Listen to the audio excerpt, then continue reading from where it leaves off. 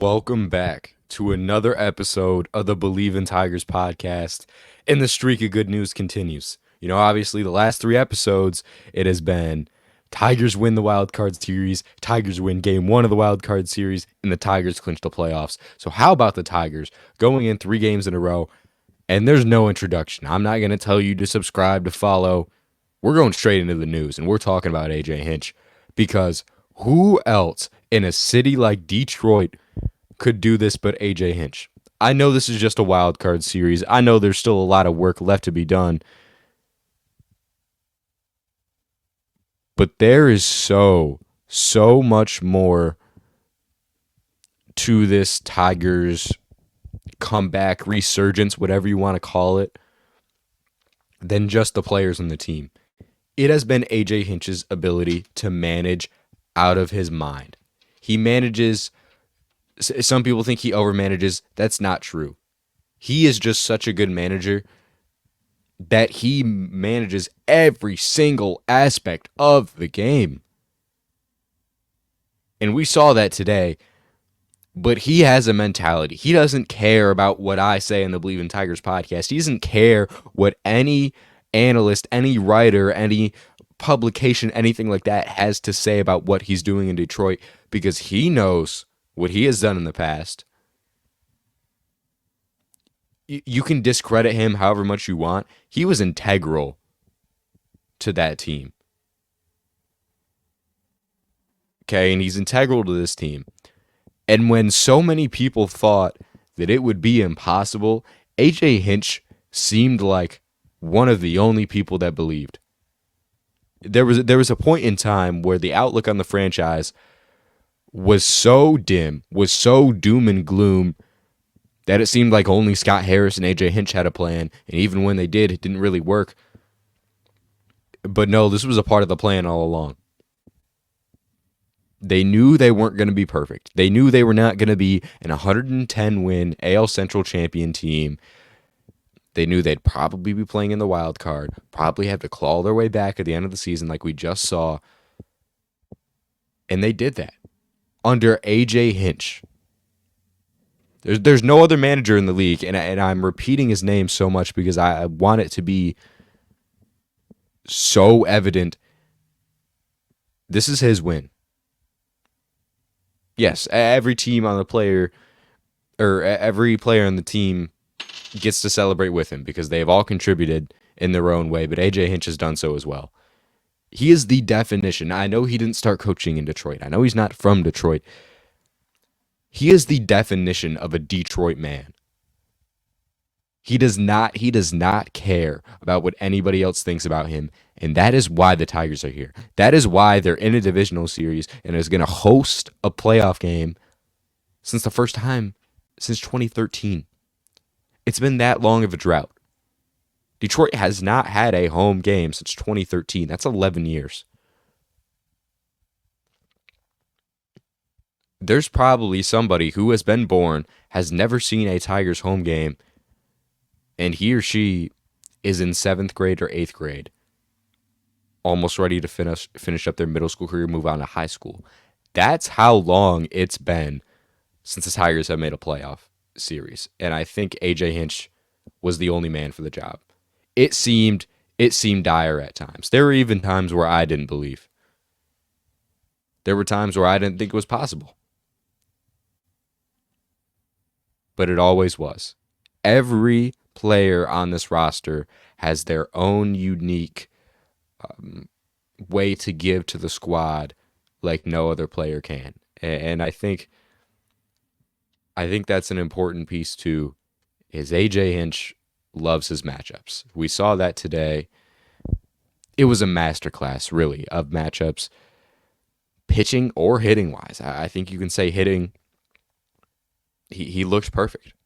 Obviously, Kerry Carpenter, was hitting in the DH today. He was in the 2-hole. Was 1 for 4. Hinch thought he had a really favorable matchup with Justin Henry Malloy. And man, was it ever. Henry Justin Malloy came in, got the hit, raised his playoff average to 667. So, he's looking pretty solid. But it's hard when you realize you know how good this Astros pitching staff is, because everybody up and down that bullpen, you know, they're hard to face, because you have Presley, who, you know, has insane experience as a closer, is probably one of the best closers of all time. I don't think that's ridiculous to say. And then you have Josh Hader. Tigers really got to both of them. Both of them a decent amount. Obviously, you got 3 runs off of Ryan Presley. You know, forced 1 walk out of Ryan Presley. You got 1 run out of Hader and 3 hits, 2 walks. There's just a lot to love. There really is. And being able, I'm going to mention him too, because Andy Ibanez has been the pinnacle of the matchup guy. He's been, some days or some months, some weeks, he only plays against lefties. He'll hit against righties, sure. Like he'll stay in, you know, and he'll be in the batter's box, but you can see the numbers versus lefties and against righties. There is a significant difference.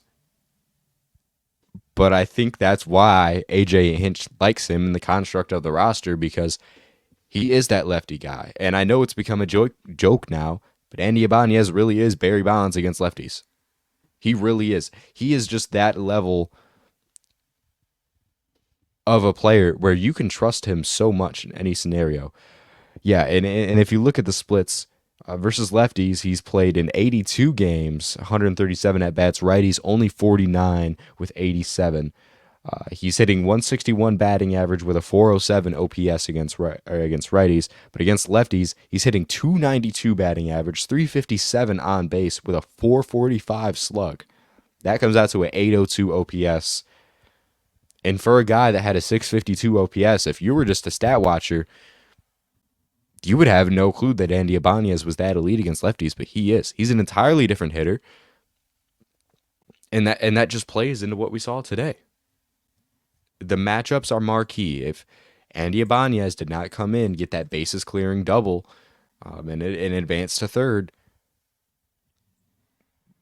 we might not be here. This game might have went to extra innings, because if you put anybody else in that role against Josh Hader, you don't know what's going to happen. But again, AJ Hinch is the mastermind behind all of this. Andy Ibanez, I would beg to say he's elite. He is an elite MLB player. He's super underappreciated because of the role that he services. But there are a lot of players that play that role and cannot do it to the extent of Ibanez. They hit righties worse, and when they face lefties, 240 average, 680 OPS, just a serviceable hitter against lefties. But Andy Ibanez is not that. He's an all-star level hitter against lefty. I don't think that's ridiculous. But you don't face lefties every at bat. That's why you have guys like McKinstry and guys like Harry Carpenter who can come in and hit the righties. And man, it just seems like AJ Hinch is a genius. Every single game, you know, Hinch comes in, and I'm gonna talk about this too, because this kind of meshes in with the matchups. AJ Hinch makes some controversial decisions. And this is not the Bleav in AJ Hinch podcast. It isn't. It is the Bleav in Tigers podcast. That's why we're talking about Jackson Jobe here for a minute.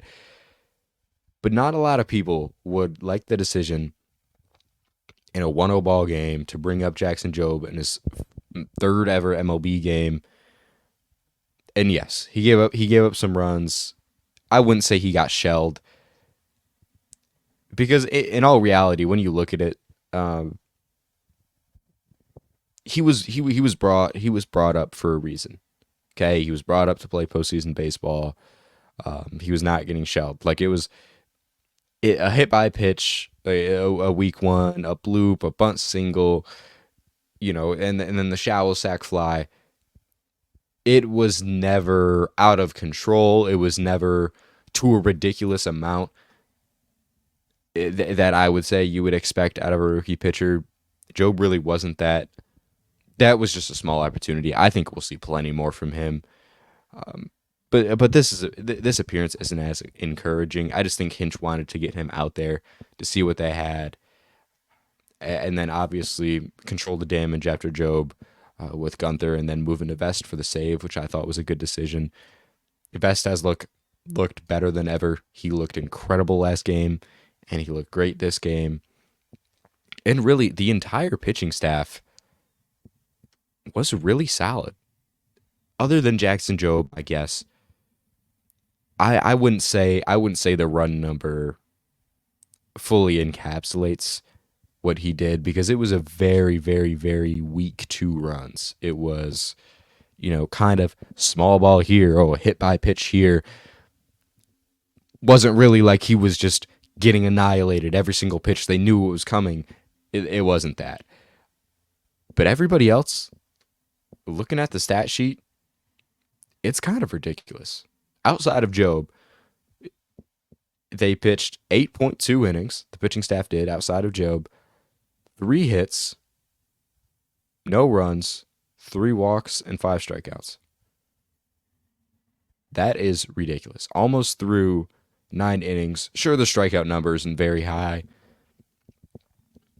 but the reason why it isn't is, again, to the point of matchups. AJ Hinch doesn't have a guy out there because he can throw 25 strikeouts per 9.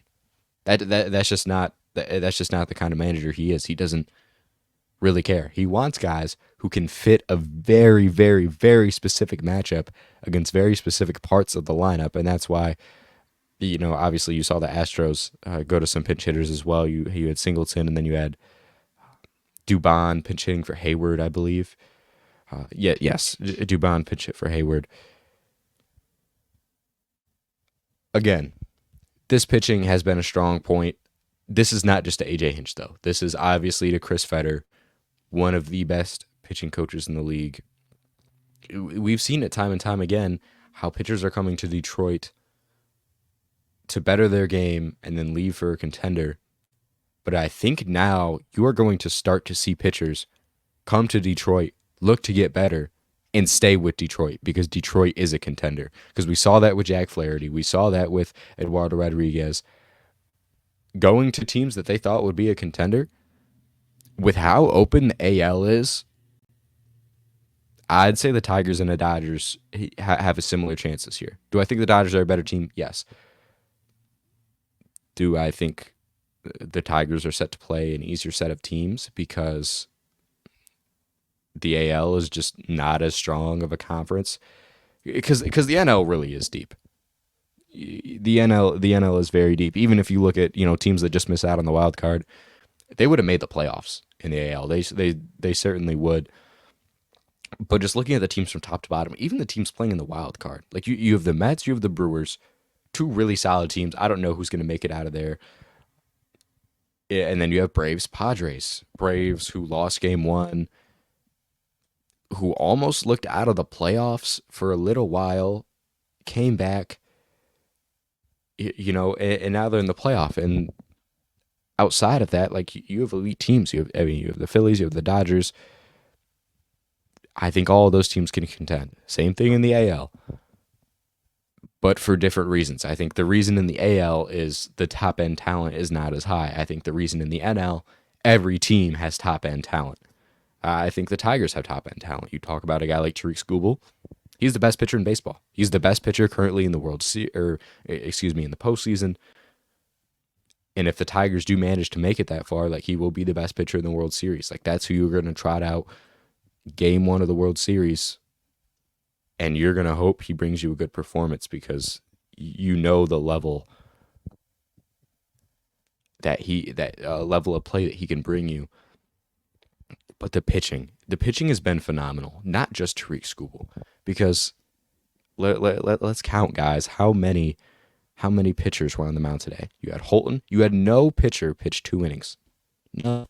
You had a few go 1 2/3, but that's it. You had Holton go 1 inning. You had Hannafy go 1.2. You had Herder go 1.2. Brisky go 1.2. Job go 0.1. Gunther go 1.2. And Vest to close out the 9th went 1 inning. That's insane. That is insane. Having essentially a bullpen game in your second game in the playoffs, that's bold. That's bold. They could have tried a starter out there. I will say there were starters on the roster who could have came in after Holton. Honestly, that's what I thought for the majority of the game. But there is no player that I would say got the bulk of the innings. There was no, and I don't think there was a player Hinch designated before the game as, hey, I want this guy to get the bulk of the innings. I think it was just, I'm going to look at the matchup. I'm going to put whoever I want in. And that kind of tends to this point, too. This was a completely different game than game one, not just pitching wise, but hitting as well. Because my main topic in the game one, post view interaction, post view reaction, excuse me, was that these base runners need to turn into runs because they left 11 base runners on base last game, and that's a significant amount to me. That just wasn't true at all in this game. They didn't have a ton of base runners, obviously, because the Astros, trotted out one of their best pitchers who has been very, very, very good against the Tigers all year. Hunter Brown, he still looked really good today, but Hunter Brown has been elite throughout the Tigers. Like I think he has a sub or maybe just above a 1 ERA, maybe a sub 1 ERA against the Tigers this year or against the Tigers in his career, some number like that. He has been very elite, and they show that number on the broadcast. He's good. Okay, no matter what any advanced metric has to say, like he really is one of the best pitchers in baseball. I was not shocked they trotted him out for this game. He is kind of a nightmare matchup for the Tigers, and that's what it looked like today. Outside of a Parker Meadows home run on a pitch that I thought was incredibly placed. I think that exact pitch, the fastball up and in on the inside corner, that had to be exactly what Parker Meadows was looking for, because there's no other situation where you turn on that pitch and you do what he did, because the exit velo on that was 100.0. And that puppy was out of there. You could tell by the time he hit that ball, I was gone. And I think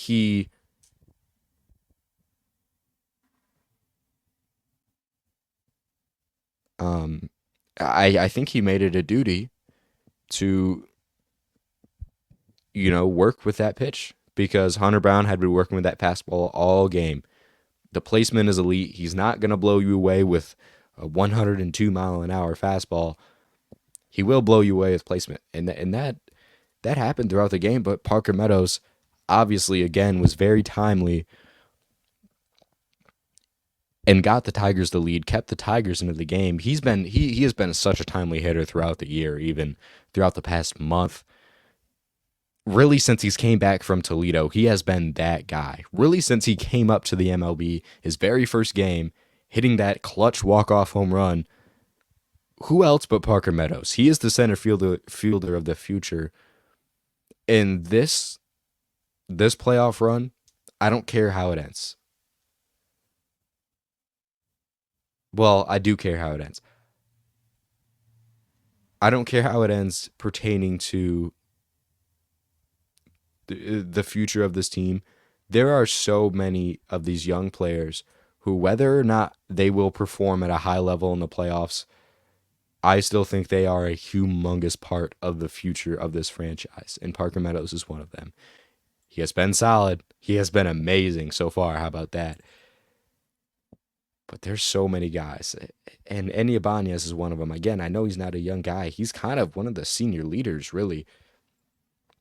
And you saw him with Alex Cora and Wenzel Perez after the game, getting hyped as ever. They want to be here. That was the goal all throughout the season. They were counted out. They were 10 games back. Nobody really ever thought this was going to happen. But Andy Ibanez, he's a guy that believes. He's a guy that believes in AJ Hinch's system. And he came in, after a decent game. Again, got pinch hit yesterday for matchup reasons.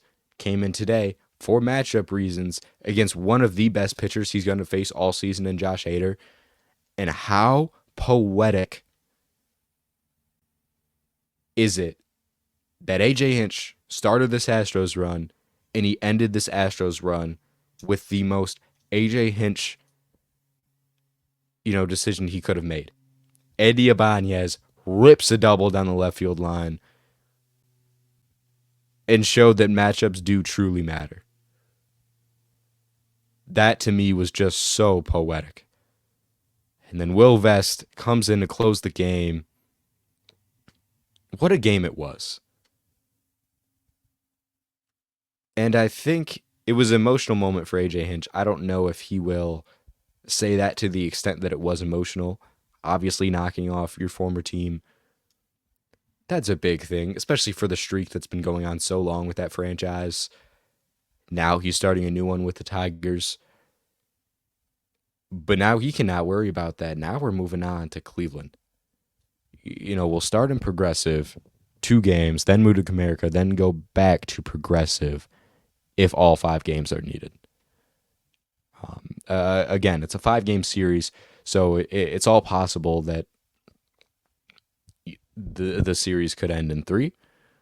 But it's also possible that, the series could end in 5. I think either result is realistic.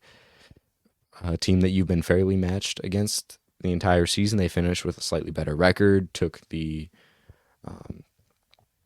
division, were probably one of the best teams in the AL for a while, kind of cooled down towards the end of the season. But the Tigers, they're only 6.5 games back out of Cleveland by the end of the year, which is not a huge deficit. 86 wins to 92. That difference is significant because obviously the Tigers probably didn't have a possible way to 92 a month before the season ended because they had to crawl back so much. Maybe a little bit more than a month. You could stretch that out too. But Cleveland is a team I think you can beat. Obviously, Minnesota, shot themselves in the foot out of the playoffs. Cleveland didn't. They look solid. And you're facing Bibee in game 1. And then we don't know. Again, I don't know who's going to be out there pitching in every game for the Tigers. We probably won't know until it gets close to game time. Obviously, you're going to trot Skubal out there. Probably not on Saturday. I would say game 2 is when we see Skubal. I just think it's unlikely that they pitch him on that amount of rest. Throw him on a Saturday, especially after he got his hand hit. But this is going to be an exciting series. I will be there with coverage after Game 3 and possibly if Game 4 happens, I will be there with coverage. Giving my post view on the game. But I just wanted to say thank you all for listening. This has been such a huge moment for the city.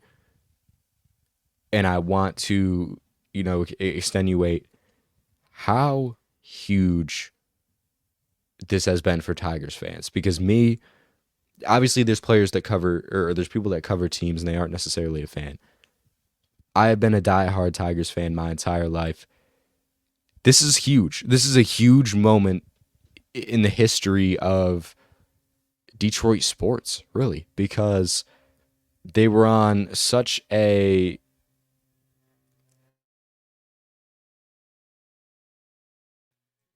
low streak for so long that it just feels crazy to be here. But the Tigers, they went out and did it. We will be back. I will do a preview episode on Thursday and Friday, previewing the matchup against Cleveland. Maybe by then we will have a probable pitcher for Game 1, and then we can kind of delve deeper into that, what we expect to see, how we feel about the series in general, maybe some more pitching matchups if Cleveland announced their Game 2 pitcher. But again, that's all in the future, and it's finally done. Okay, would I've been okay with this season if the Tigers didn't win this wild card series? Yes. Being able to make it to the playoffs in the situation that you were in is ridiculous. You haven't really seen a team done that. There was one stat that they showed, teams coming back from 10 games behind there's only 3 teams all time, including or maybe not including the Tigers, that have done that. Yeah, they're the 4th team in history. Let's look at this. 4th team in history to win a playoff series after being 10 games back of a playoff spot, at least 110 games into the season. 2011 Cardinals, 1969 Mets, 1964 Cardinals. What do all those teams have in common? They won the World Series. And hey, I'm not saying the Tigers are World Series favorites. I'm saying they're hot. Don't count them out. I will be here every step of the way providing coverage. And man, do the Tigers look great.